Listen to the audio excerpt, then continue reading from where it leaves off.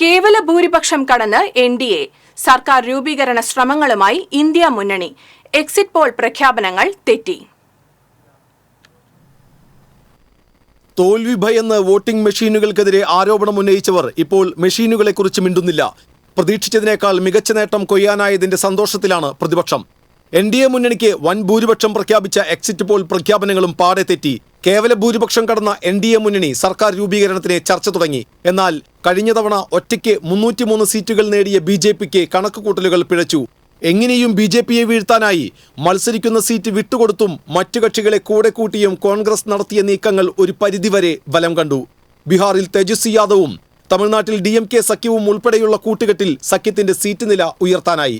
ഇതേസമയം ബിജെപിക്ക് പ്രതീക്ഷിച്ച മണ്ഡലങ്ങൾ പലതിലും അടിപതറി. രാമക്ഷേത്രം സ്ഥിതി ചെയ്യുന്ന ഉത്തർപ്രദേശിൽ പ്രതീക്ഷിച്ച വിജയം നേടാനായില്ല. 80 സീറ്റുകളുള്ള UP സംസ്ഥാനം രാജ്യത്തിന്റെ ഭരണം ആർക്കെന്ന് നിശ്ചയിക്കാൻ മാത്രം കരുത്തുള്ളതാണ്. സമാജ്വാദി പാർട്ടി ഉൾപ്പെട്ട ഇന്ത്യ സഖ്യം ഇവിടെ കരുത്തുകാട്ടി. 25 വർഷമായി ജയിച്ച കർണാടകയിലെ ഹാസനിലെ JDS കക്ഷിയെ ഇത്തവണ മണ്ഡലം കൈവിട്ടപ്പോൾ അത് NDAയ്ക്കും തിരിച്ചടിയായി.